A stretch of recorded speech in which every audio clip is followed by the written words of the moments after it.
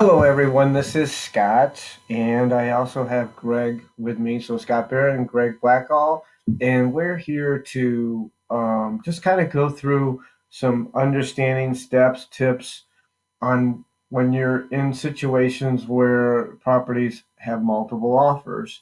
And we're going to talk about it as if you're representing the seller side, and then we're also going to talk about some strategies, tips, and things that you should do if you're representing a buyer in a multiple offer situation to give them the best position and advantage. So let's begin. Hello, Greg. How are you? Good morning. I'm happy to be here. Great. So let's kind of show them what we're going to cover. How do you handle multiple offer situations? We're going to kind of cover these 3 points today, and that is review the company's policy for handling multiple offers when representing the seller, tips and strategies for leveraging the best terms for the seller in a multiple offer situation, and then tips and strategies for winning over competing offers when representing the buyer in a multiple offer situation. So let's begin, and we're going to talk about what the company's expectations are when it comes to representing a seller in which then multiple offers are coming in on that particular listing. So I want to kind of tell you where to find this information first. If you're using the new back office, we have the Ask Luxy. If you go to Ask Luxy and you use the keywords multiple offers, and that will give you basically this policy, this brokerage policy on it. And I'll just quickly read it. It is inevitable that simultaneous or multiple offers may be received on the same property. In the event, all offers tendered, oral or written, will be immediately shared with the seller. Salesperson involved shall not partake in an unfair advantage of the situation by informing their prospective buyer the amount of other prospective buyers' offers, as this is an ethics violation. It is it is also inappropriate to make any price suggestions whatsoever regarding a counter offer. The company requests that the salesperson keep a log on all stages of occurrences leading up to the receipt of multiple offers and the seller's decision on a purchase agreement accepted.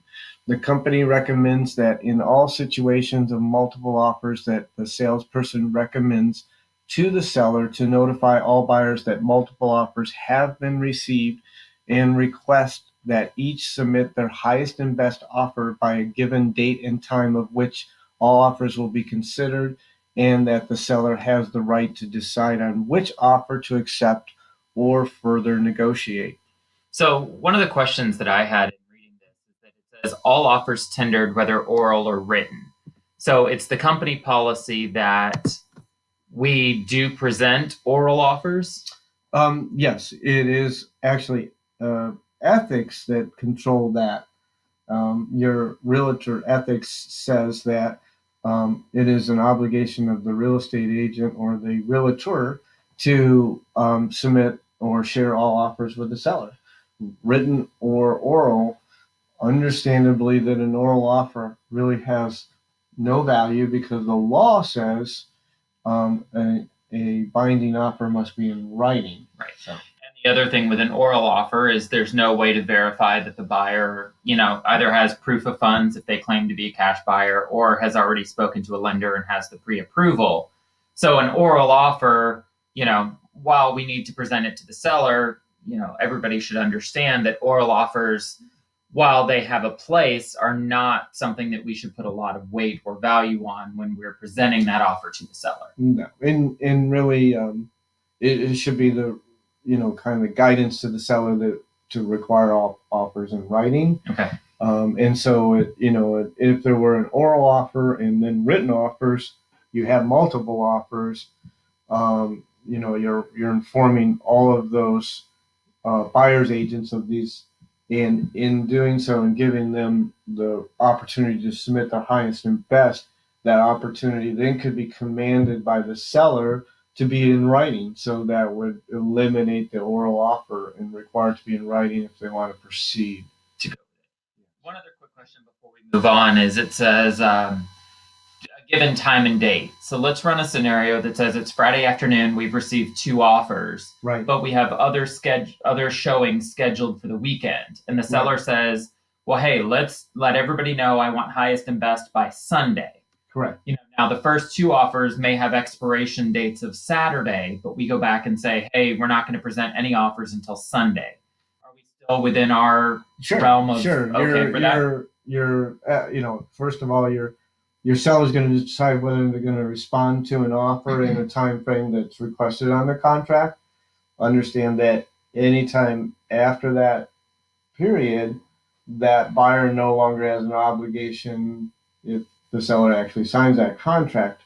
But you're informing them during that period of which they've given you what basically the response is, and the response is, hey, we have more than one offer, and we're basically putting a date, and that date and time is based on making a logical decision on behalf of the seller that you're representing. So knowing that you may increase the amount of offers, increasing a better position for the seller within the next 24 hours, absolutely say, Okay. it's going to be 48 hours from now for you to submit, knowing that we see maybe a couple more that are going to come into the game. Absolutely. So ultimately, just looking at it to put your seller in the best position possible. And even though there are already 2 offers, it doesn't mean we only have to take those 2 offers. We can always give it a date to try and allow others to come in as well. Okay, cool. So, and this is all best practice, our policy, because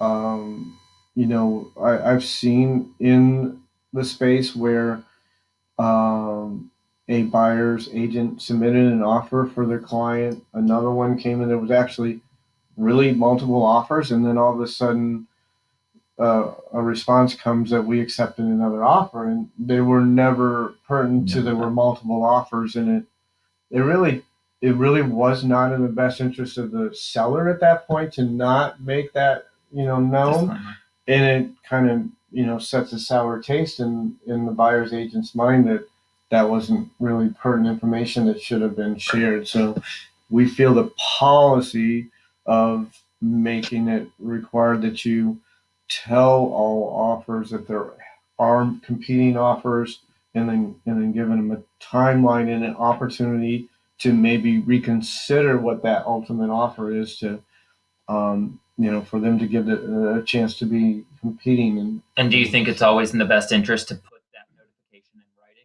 Absolutely, it should be, in a an email would be appropriate, and some sort of way to confirm that the email is received. Maybe follow up with a text. Just want to make sure you got the email, or a phone call to each one with an email. So a phone call saying, "Hey, we have multiple offers. I'm going to follow this with an email with the timeline to allow you to submit your highest and best." And that way there's a documented trail, just in case anything ever comes up later. You always want to have that documentation to show I did what I was supposed to do, and there's never a question about it. True, and vice versa. Sometimes people don't see the email, or it goes to spam or something, and that's why I feel it's almost appropriate to make the phone call and the email. Okay. So you have both to support, because in the other situation, if it did go to spam, then again, that buyer's agent inadvertently, without true knowledge, didn't have the opportunity, and they have to answer now to that buyer that they didn't get the notice, and then and they ended up selling to somebody else, and that position that you'd be in wasn't be comfortable either. So let's go on now. And so here, we're going to kind of role play some questions and scenarios in this. And so here's a question: does the seller have to accept one offer? Once yeah. So the multiple offers come in, highest and best comes in, and now one of them is kind of superior, or maybe two end up being the same. Does the seller have to accept that now? And the answer is actually no. The seller retains the right to counter any offer. So they can make a counter. Now the counter can be, anything, any of those terms. It could be the price, it could be the closing time, it could be the deposit. All of those things are a choice of the seller, just as if there were only one offer. What's a little bit different about multiple offers, though, that I like to kind of speak about is the fact that if offers, and this typically can happen in a multi-offer situation, people, just are competing each other. And so when it comes to the price tag, that they could be making offers actually higher than the asking price was. And so in those situations, um, it would be a little bit odd for a seller to come back and say, well, geez, I like that I'm getting more money than I've asked for the property, but I would like to even counter even higher. It would be a bit odd because that that buyer came forward willing to make and actually exceed what the advertised price was. For that condition, it would be very odd to have your seller, ask for something exceptionally higher than that, because that term was already exceeded. And we do have a situation there that could come in play as far as co-broke, and that is, if you have a buyer and your buyer says, I will make an offer to that seller based on everything they said they wanted. The asking price, the type of financing, that is as is. When that occurs, you as an agent have brought a buyer, and that buyer, or and made full offer, and that seller refuses that offer. Now, you got to think the buyer's agent did their job, and they did it based on the advertising and brought them full offer. So there could be a situation between broker and broker where that buyer's agent's broker could say, hey, we brought somebody to term. Right. We're We going did to exactly ask what you for asked our for. our commission. So that could be a commission issue between the brokerages at that point.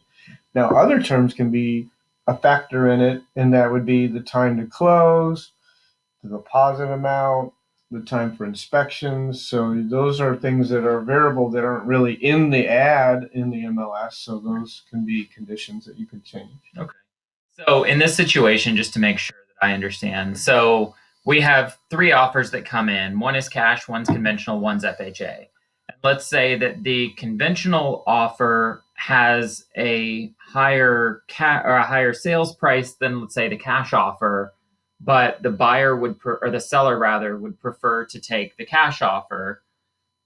They have the ability, because the terms of one were superior to the other, but they could choose one of the others and then, in essence, try and get exactly what they want.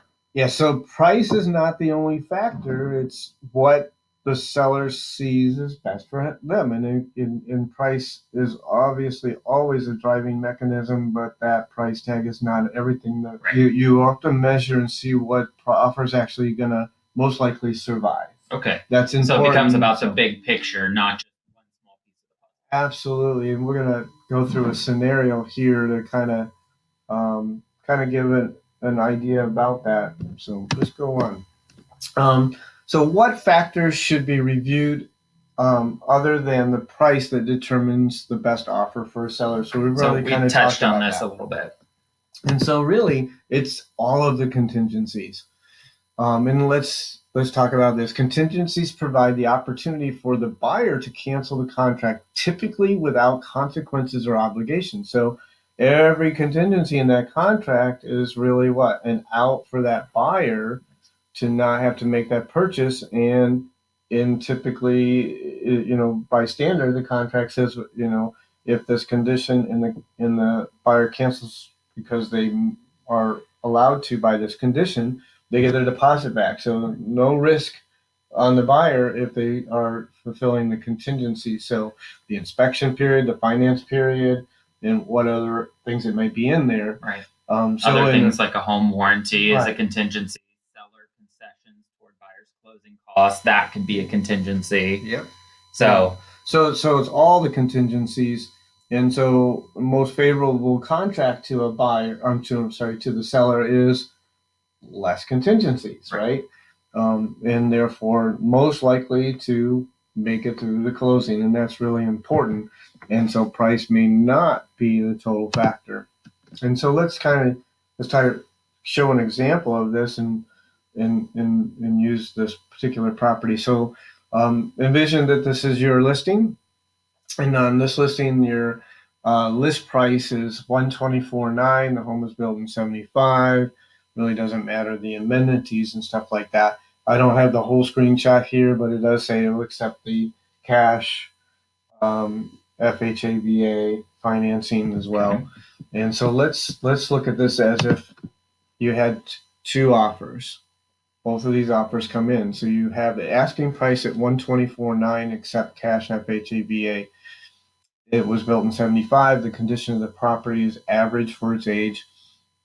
So you have buyer A. Buyer A makes a $122,000 cash offer, says I'll put $1,000 escrow deposit up. I want a 10-day inspection period, and I'll close in 30 days. Buyer B says I'll make a $132,000 offer. I am subject to FHA financing, $1,000 deposit. I'm also needing 6% of closing cost assistance from the seller, in that is equivalent to $7,800, netting the seller after that deduction of $124,200. Because of FHA financing, there's a repair limit in there of $500. 10-day inspection, 30-day closing, exactly the same as buyer A. And so with this scenario, representing the seller, you're advising them, reviewing the offers, you got to tell them the pros and cons, right? So what could go wrong with buyer A's offer? Okay. So buyer A has a 10-day inspection. So obviously there's something that could come up in inspection that would cause them to go.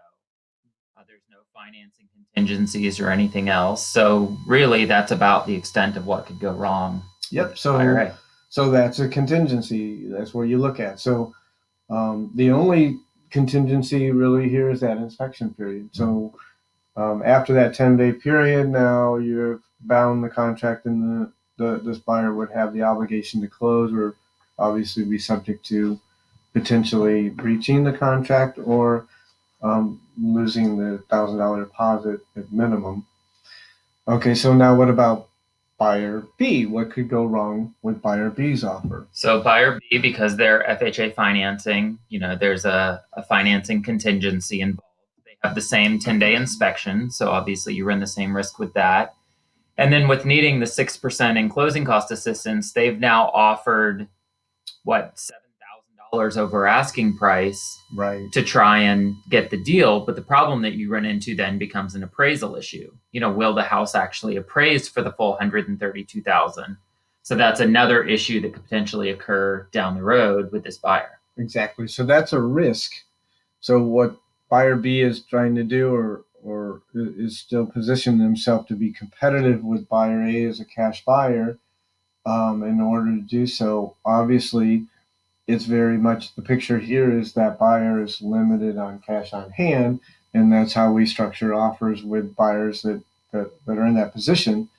However, the weakness is they have to be approved for that financing. They're needing that contribution for closing costs, so they were willing to bump the price. Really, what they're doing is financing it. However, now the huge risk that the seller has is that home going to survive a appraisal to come in at that number, and that's a fairly substantial risk.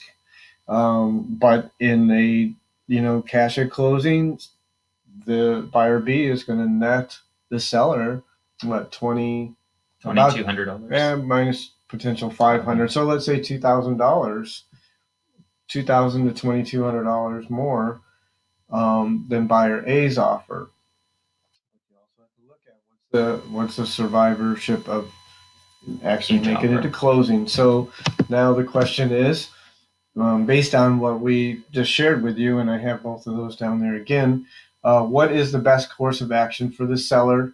If you had the seller, it would be to accept buyer A's offer, accept buyer B's offer, counter offer buyer A, or counter offer buyer B. So in this situation, if I had the seller, my suggestion would be C, let's counter offer A. If the net from buyer B is the 124,200, let's see if we can get the cash buyer to come in and meet that 124,200, or at least, get closer to it, because again, we've got a much higher survivorship likelihood with buyer A. So if we could counter and get a little bit closer to the cash at closing that the seller's looking for, then that ultimately becomes a. Absolutely. And so in this scenario, again, your seller doesn't just have to accept an offer in a multi-offer situation. They can actually counter offer one of the offers. And so it would be in the best interest of the seller to at least make their first attempt to counteroffer the cash buyer. Cash is king. There's no contingencies. There's no risk of appraisals not meeting that in the inspections will probably be simpler because FHA has a little bit more stringent guidelines on certain things that the property has to qualify for, not necessarily the buyer's financing. So that would be the best suggestion for the seller is to counteroffer A. So let's say the offer gets countered for A, and then the A buyer says, "Nope, I'm holding. I will only offer the 122, the terms that I originally offered." And now, what does the seller do? Seller and then needs to make a decision. Do they want to chance for the extra little bit of income off the property, or they want to just accept A as is? So, that's something that just going through and determining what seems to be the best. So running that scenario, if we say that buyer A is not willing to bring more cash, they could go to buyer B and negotiate some of these different terms. So they could say we would contribute 3% toward closing costs and only increase the sales price to, let's say 128,000. Exactly. So in that situation, the seller is mitigating some of that risk of going over asking price to getting a favorable appraisal and things like that. So if you did need to go back to buyer B, there's always ways that you can restructure it so that there's not as much risk for your seller. So what you want to do in this case, if you think our backup plan would be to go to buyer B if A won't come up, you don't really want to tell B that we're working, with the A. Just kind of let B sit and try to escalate to find out what B or A will do if they'll come up. If they don't, then you can still say, okay, we're going to negotiate with you. And there's something that, these are things you can do. When you talk about financing, there's an absolute risk that it may not go through. We all know that from doing the business. So if you want to, commit the buyer and basically, have them go on the line about their ability to go through with this, maybe make that deposit non-refundable. Okay. So that the buyer says, okay, I put my $1,000 in there. Now, on the flip side, let's say we have a cash buyer. We know they have at least $122,000 in cash. Mm-hmm. Could we put an additional deposit in the contract that says after the 10-day inspection, if the buyer continues to go through, they put another $15,000 into escrow? Sure. So at least then they've got a little bit more skin in the game because, if you've got 122,000 in cash, walking away from 1,000 may not hurt very much. But if you make them put another 10,000 or 15,000, they have the cash anyway. Sure. At least then it commits them a little bit more so that you have a higher level of confidence that they're going to be able to close it. Absolutely. So this, I think, gave a good example of, I think so, seeing that you get two offers, they have different contingencies, and how you could work through that with the seller to determine which offer actually is going to be accepted. And starting with the most preferred offer with the least contingencies, and then working through until you find one that everyone comes to accepted terms. So, so here, all right, this was a good one. What if you're the listing agent and you have a buyer and there are multiple offers? So this is really this is probable. So um, you have a buyer that contacted you directly. You show that buyer the property. That buyer says, yes, I'd like to make an offer on that property. In the meantime, simultaneously, you have agent A, buyer's agent A making an offer, buyer's agent B making an offer, and you have a buyer. How do you handle that? So important that you understand you have an ethical responsibility to make sure everyone has a fair opportunity, and therefore um, you're doing the exact same steps. You're telling the two buyers agents that there's multiple offers, and you're telling your buyer there's multiple offers. It's not unusual potentially for your buyer to want to know what the other offers are, understandably, but you're required and bound to, basically inform them that you are not permitted to divulge that you'd be more than happy to, you know, guide them into, filling out the contract, making the offer that they feel they would like to make, and then all the offers go to the seller, and then the seller is choosing them. And again, you have to, keep it ethical. The seller needs to make a choice that makes sense for them, and that's the right thing to do. Definitely. So you have to really make sure that you stay neutral in this situation. That, again, going back to that documentation to show, I put in writing to my buyer that I'm not allowed to tell you what the other offers are. I'm not allowed to, steer you to say, if it were me, I would make a higher offer or anything like that. You need to make sure that we have documentation to show that we are following the rules and the ethics and the morals to make sure that we are free of scrutiny in the event that anybody comes back later and says, well, your buyer made the highest offer, so how do I know you didn't steer them? Right. Those kinds of things. We want to make sure that we're legally covered and protected. We have documentation to substantiate that we did follow the rules. Exactly. And because that is an area where, other agents that know that that's occurring, they always want to feel that you're, being underhanded and right. in positioning yourself for the factors of double getting both sides of the deal and stuff like that. But that's not what we do here. It's important that you follow it right and do it right, and be a great agent. So yeah, because in this industry, your reputation is really all you have. So yeah. Whoops. Okay, here we go. Oh, we just did that one. So, what if you receive two offers with identical terms? What do you suggest to the seller? I'll let you do that one. So, this is kind of a tricky situation, and it is actually one that I have encountered personally. So, we had a listing and we literally received two identical offers, same exact purchase price. Both were conventional, 20% down. Both had almost the exact same closing date. Neither one wanted a home warranty. So in that case, it came down to the seller, how do we decide? And ultimately what it came down to was, the reputation of the agent that submitted the offers, because, on paper, both of the buyers are the same. So when we're looking at the seller and obviously working for the seller, what we need to try and identify is which deal or which offer is most likely to get to closing.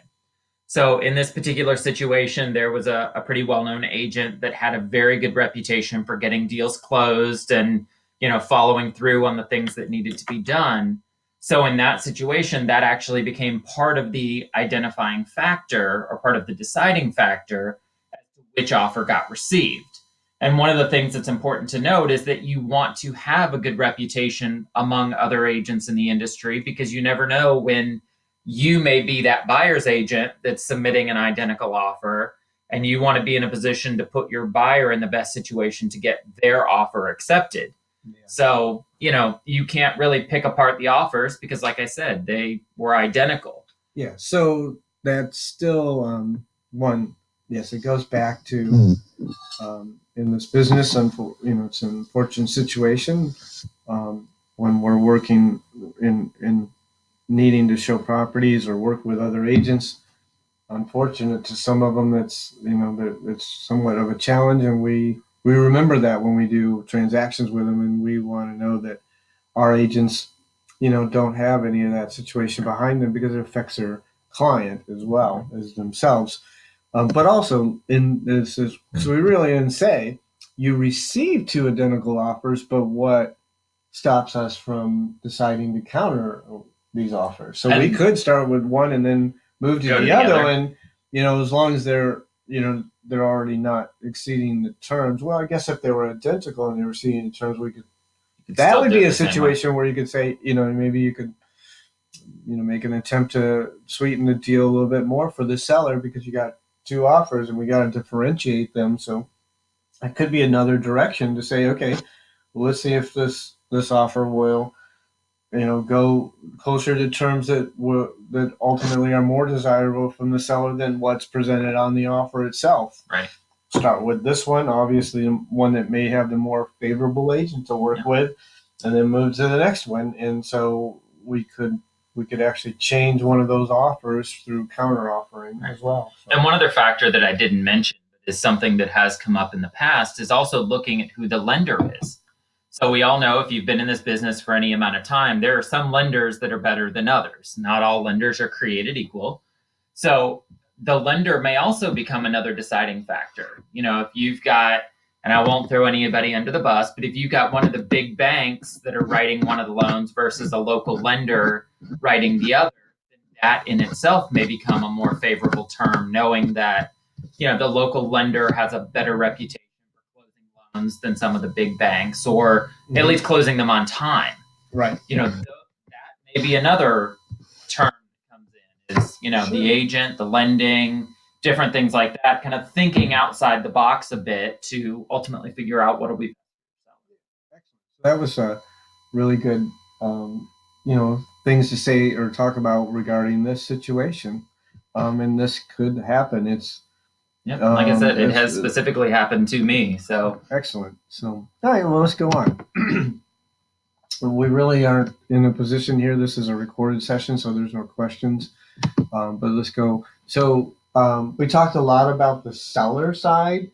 Hopefully we, really answered all the questions that someone watching this video might ask. Mm-hmm. And certainly if you are someone that has more questions, you certainly reach out to one of the educators or brokers in the company, and we're always here to help you. But let's now talk about, so how do you win for your buyer when competing in a multiple offer situation? So we're going to flip the script here a little bit. We're going to take off our listing hat and we're going to now put on our buyer's agent hat and look at it from the other side of the deal. Absolutely. So, so what if you have two buyers and both ask you to submit an offer on the same listing?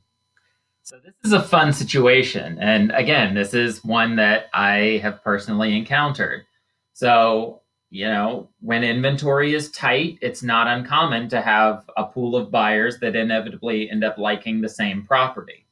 So if you have two buyers and both of them say, hey, I want to submit an offer on this property, the way that I have always handled it is to basically, again, put in writing to both buyers to say, listen, I just want you to be aware that I have two buyers that are both wanting to submit an offer on this property.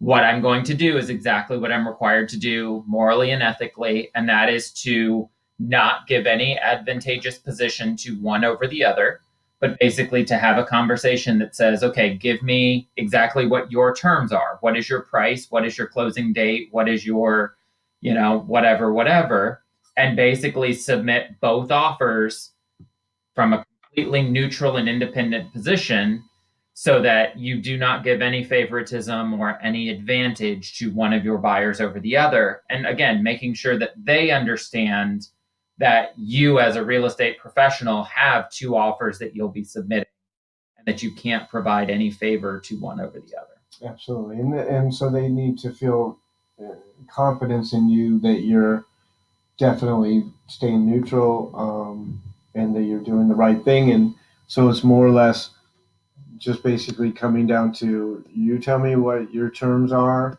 we'll put them on paper, I'll send that over to the seller, and the seller's going to respond. I'm going to do that with the same thing with the other buyer as well.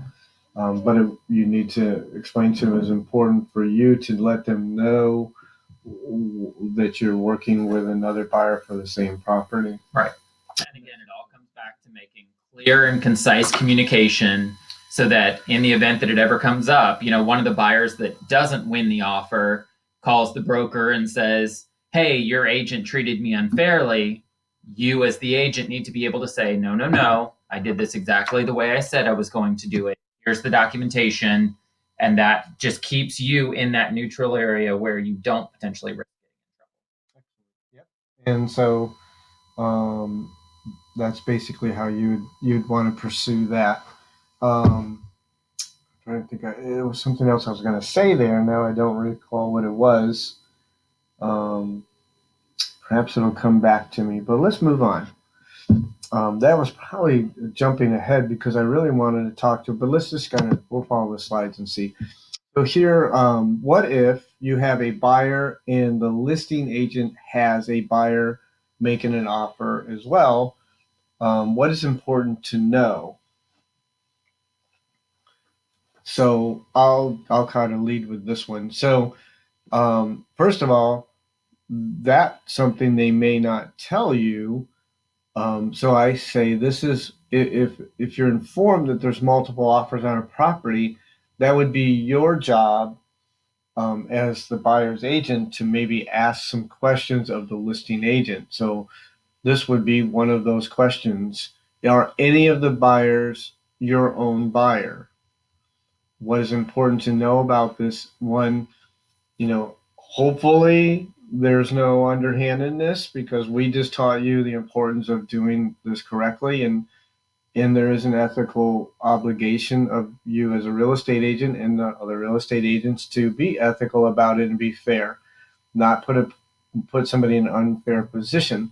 But what's important to know really is where the opportunity and where the deficiencies is for your client in this situation. So one of the things that you do is you resort to the MLS, or first of all, ask the question: are you representing any of the buyers in the multiple offers directly? Resort to the MLS because the MLS should, and maybe you can just ask the question as well: do you have a variable listing agreement? Variable commission listing agreement. In our MLS system, there is options to tell what type of listing it is, and one of the options is variable commission. What is variable commission?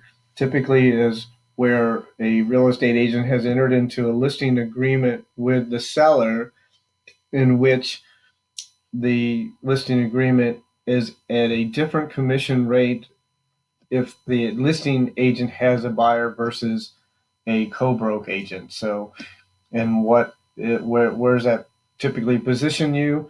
That listing agent is likely taking a lesser commission from the seller if they have a buyer directly versus if you as a co-broke agent brings a buyer. That kind of creates you might feel it's an unfair advantage of them, but then you just have to know this so that you can position your seller, or I'm sorry, your buyer's offer, to realize that it's got to be stronger because the seller ultimately is going to have a lower cost to sell, lesser commission to the broker if the buyer is directly from that listing agent versus your buyer as a co-broke agent. So, do you want to add anything? So, and that's just, again, it comes back to the knowledge is power situation. You've got to know what questions to ask to be able to position your client, which in this case would be your buyer, in the best position to be able to meet their goal, which in this case would be buying this property. Absolutely. So let's go on. So how can you position your buyer's offer to win in a multi-offer situation? That's a big question because there are many things, but really the biggest thing is one is the buyer should be prepared. If the buyer's getting a loan, and this is the way it is anyways, you need to make sure you have that loan lender letter, the approval letter, um, and really asking some questions. Listing agent, do you have a buyer yourself? I would ask, is any of the offers cash buyers? If my buyer is well, I guess it really doesn't matter if my buyer is a cash buyer or buyer getting financing. Um, that is not necessarily a question that has to, they have to answer, because now you're asking for information about an offer specifically, but they may quickly answer it unknowingly. So I would ask if any of the buyers are cash buyers.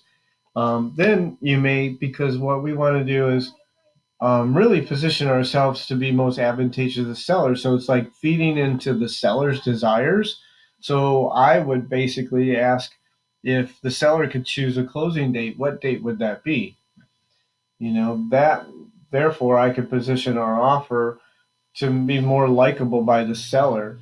Um, Also, if you're in this, your best opportunity in a situation perhaps where you're working with a buyer required to have financing, and you're maybe actually competing with a cash buyer, um, whether or not this would work, but you got to take every option. Your job is to help that buyer be the winning offer that the seller chooses. So one of the techniques that could be used is actually just having the buyer write a little letter about themselves, about their intentions when they buy the home, maybe loving it, and just give a little bit of information about their family and what it is about that particular property that makes them want to buy that one versus some of the others.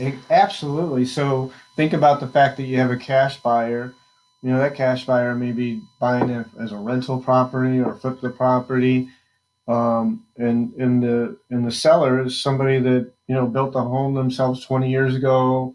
They have fond family memories there, so they're emotionally driven, and you could actually convince a seller to take an offer for your buyer over top of a cash buyer, even if it's a little weaker, because their emotion to know what these people are going to do in the home may actually change it. I've seen it over and over and over again. So these are really good tips. So, and you just have to remember too that if you're looking at this like a puzzle, there are multiple pieces that all have to fall into place to make this picture become clear.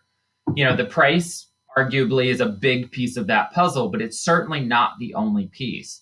So when we're looking at a multiple offer situation, you want to be able to give that seller as many of those puzzle pieces as you can to be able to put that picture together. I'm using a local lender, or I'm using, this or this or this or whatever it is. And like Scott suggested, maybe putting a letter with it, humanizing your buyer a bit. So they're not just a number on a sheet of paper. They are a true and honest person to accompany that offer. Yeah. So putting all of those puzzle pieces together to make that big picture sometimes is a strategy that you can utilize to be able to win. And you know what? I talked about the letter from the buyer to the seller, which becomes a part of that contract when the seller gets to review it. But I also feel that there's a value almost in putting a letter with the offer as the agent to agent, and just really emphasizing on I look forward to working through a smooth and successful transaction with you. Really trying to highlight the qualities you have as an agent, that you're top notch agent. And we already spoke about it on the other side. If there were two identical offers, which one would you suggest a seller to take?